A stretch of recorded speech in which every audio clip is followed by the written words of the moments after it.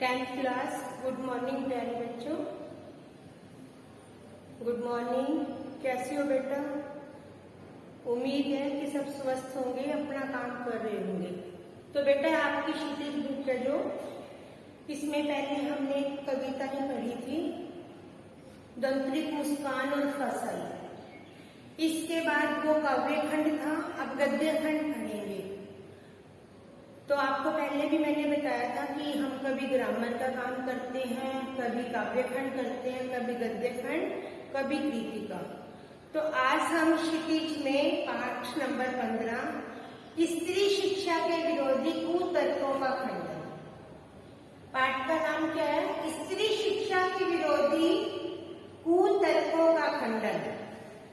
अर्थात इसमें जो लोग स्त्री की शिक्षा का विरोध करते हैं, इसके लेखक महावीर प्रसाद द्विवेदी जी हैं, जिन्होंने इसका विरोध किया और उनकी बातों का खंडन किया, जो बोलते हैं कि स्त्री को पढ़ाना पाप है, स्त्री को पढ़ाना गृहस्थी जीवन का विनाश करना है।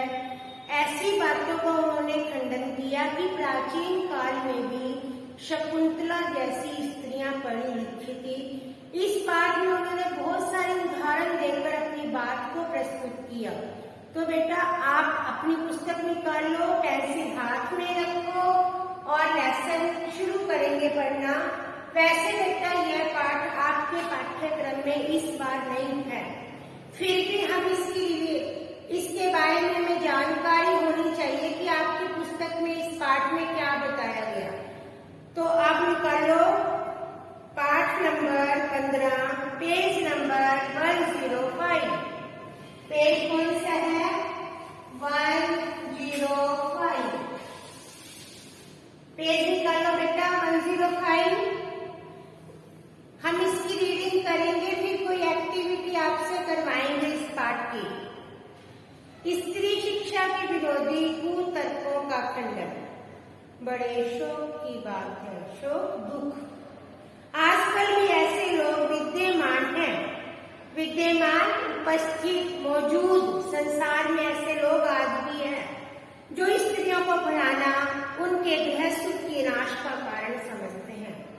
अर्थात क्या मानते हैं, यदि स्त्रियां पढ़ी लिखी होगी तो घर का नाश हो जाएगा।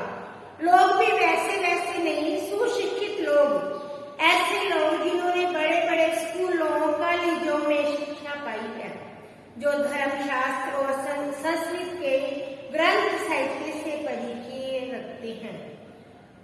कौन से लोग हैं जो पढ़े लिखे हैं, शास्त्रों का ज्ञान रखते हैं, विद्वान हैं? वो किसका विरोध करते हैं? स्त्री का पढ़ाना लिखाना। जिनका पेशा कुशिक्षित को शिक्षित करना, कुमार्गगामियों को सुमार्गगामी बनाना और धार्मिकों को धर्म तत्व समझाना। उनकी दलीलें सुन लीजिए। इस स्लाइड में क्या बताया बेटा? जो पढ़े लिखे लोग हैं, जो अशिक्षित को शिक्षित करते हैं, जो बुरे रास्ते पर चलते हैं उनको अच्छे रास्ते पर चलाने की सीख देते हैं, जो धर्म के बारे में बताते हैं, उन लोगों ने स्त्री शिक्षा का विरोध कैसे किया। आई समझ में? अगला एक पॉइंट में बताया गया आगे। नंबर 1, पुराने संस्कृत कवियों के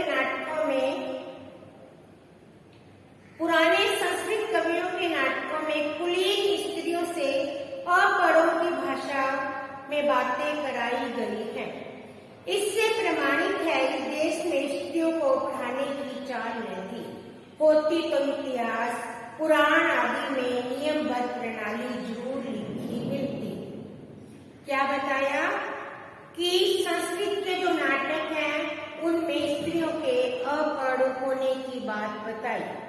दूसरा पॉइंट क्या बताया कि स्त्रियों को पढ़ाने से अनर्थ होता है। अनर्थ मतलब बुरा। शकुंतला इतनी कम पढ़ी लिखी थी, गवारों की भाषा में मुश्किल से एक छोटा सा श्लोक लिख सकती थी। 30 पर 20 कम शिक्षा ने अनर्थ कर डाला। शकुंतला ने जो कटु वाक्य दुष्यंत को कहे, वह इस पढ़ाई का दुष्परिणाम है। दुष्परिणाम बुरा परिणाम। तीसरा पॉइंट देखो बेटा, जिस भाषा में शकुंतला ने श्लोक रचा था वह अपढ़ों की भाषा थी। अपढ़ अनपढ़।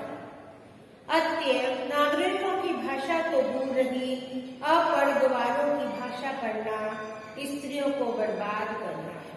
आई समझ बेटा? शकुंतला का उदाहरण दिया। इस अगले पेज पे आ जाओ, पेज नंबर 106। इस तरह की दलीलों को सबसे अधिक प्रभावशाली उत्तर उपेक्षा ही है। उपेक्षा, निरादर करना स्त्रियों का। हम 2-4 बातें लिख देते हैं। नाटकों में स्त्रियों का प्राकृत बोलना उसके अपढ़ होने का प्रमाण नहीं। प्राकृत क्या थी भाषा? जब हमारी खड़ी बोली हिंदी का मानक रूप नहीं आया था तब प्राकृत भाषा बोली जाती थी। अधिक से अधिक इतना कहा जा सकता है कि वे संस्कृत नहीं बोल सकती थी। कौन सी भाषा नहीं बोल सकती थी? संस्कृत। संस्कृत न बोल सकना अपढ़ होने का सबूत है, न गवार होने का। अच्छा, तो उत्तर रामचरितमानस में ऋषियों की वेदांत वादनी पत्नियां कौन सी भाषा बोलती थी? अब किसके बारे में बताया?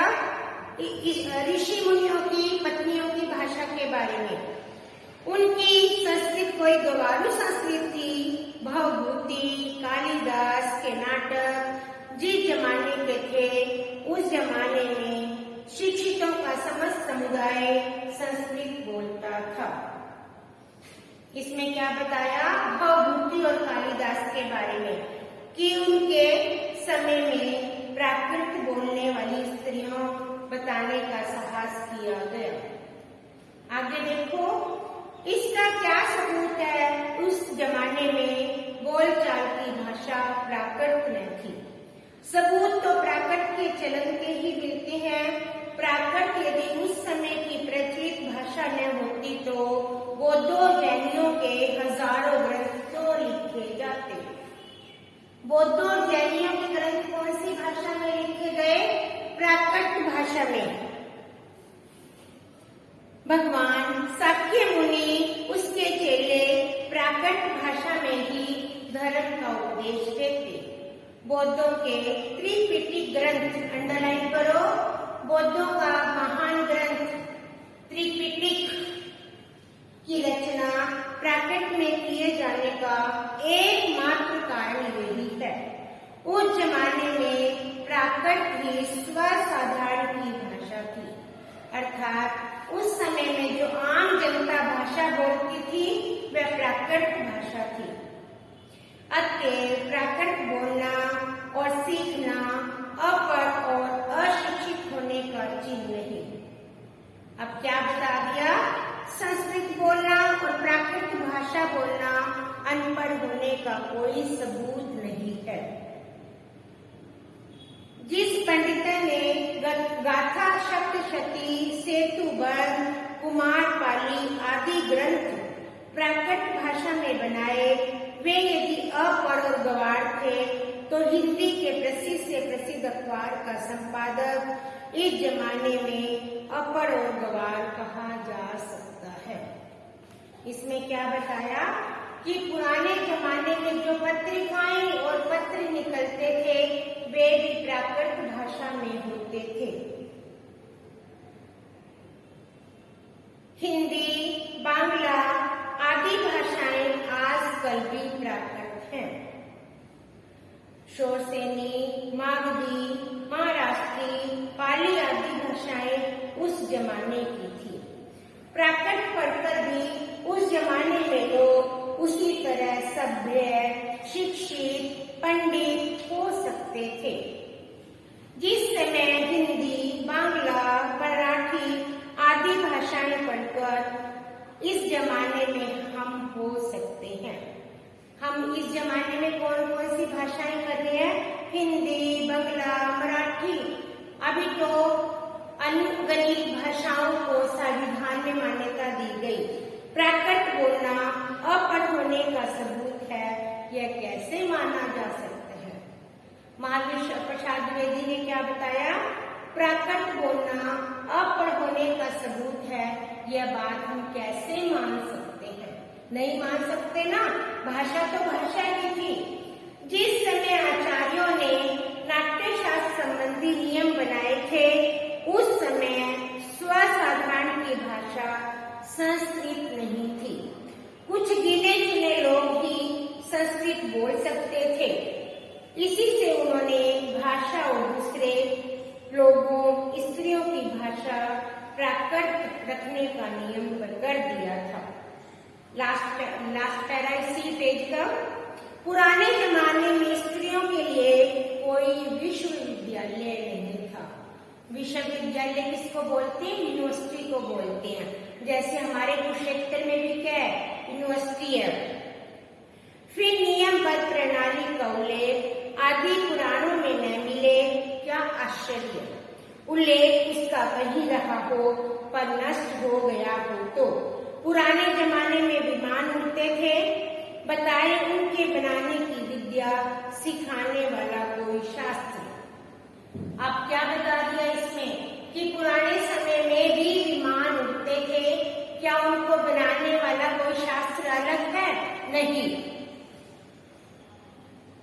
बड़े बड़े जहाजों पर सवार होकर लोग द्वीपांतरों तक जाते थे। दिखाइए जहाज बनाने की नियमबद्ध प्रणाली के दर्शक ग्रंथ। पुराण आदि में विमानों और जहाजों द्वारा दी गई यात्राओं के हवाले देकर उनका अस्तित्व हम बड़े गर्व से स्वीकार करते हैं। Page number 107। परंतु पुराने ग्रंथों में अनेक प्रगल्भ विद्वान पंडितों के उल्लेख भी हैं। कुछ लोग भारत की तत्कालीन स्त्रियों को मूर्ख, अपढ़, गवार बताते हैं। तत्कालीन पुरातन काल के इस तर्क शास्त्र ज्ञाता और न्यायशीलता की बलिहारी। वेदों को प्राय सभी हिंदू ईश्वर कृत मानते हैं। वेदों की पूजा की जाती है। 4 वेद हैं जिनकी आज भी मान्यता है। सो ईश्वर तो वेद मंत्रों की रचना अथवा उनका दर्शन विशंबरा आदि स्त्रियों से करवाए, हम उन्हें ककहरा पढ़ाना भी पाप समझते हैं। ककहरा क ख ग। शीला विधवा कौन थी? वे भी स्त्री थी या नहीं? वो भी तो स्त्रियां थी ना। बड़े बड़े पुरुष कवियों ने आदृश हुई है या नहीं? बौद्ध ग्रंथ त्रिपिटक के अंतर्गत थेरी गाथा में जिन सैकड़ों स्त्रियों की पद रचना प्रस्तुत की गई, क्या वे भी अनपढ़ थी? बौद्धों ने जब ग्रंथों की रचना की, उसमें स्त्रियों के बारे में भी लिखा, स्त्रियों ने भी लिखा, क्या वे अनपढ़ थी? जिस भारत में कुमारिकाओं को चित्र बनाने, नाचने, गाने, बजाने, फूल चुनने, पैर मलने तक की कला सीखने की आज्ञा थी, उनको पढ़ने लिखने की आज्ञा नहीं थी। हमारे भारत की स्त्रियां बहुत ज्यादा विद्वान हैं। उनको हर काम गृहस्थी के लायक, हाथों में हस्तकला में वे बहुत निपुण है। कौन विज्ञ ऐसी बात मुख से निकालेगा, और कोई निकालेगा भी तो कौन?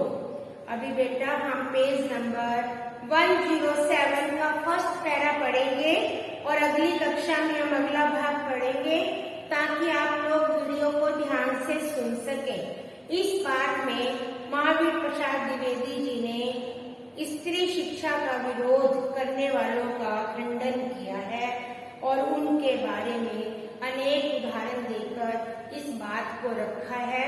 तो बेटा इस पाठ को वैसे तो आपके पाठ्यक्रम में नहीं है, फिर भी आपकी जनरल नॉलेज के लिए ये पाठ कक्षा में पढ़ाया गया और इससे संबंधित कोई भी एक्टिविटी आपसे करवाई जाएगी और एक बार बेटा पाठ को खुद भी पढ़ेंगे। आप सबका धन्यवाद।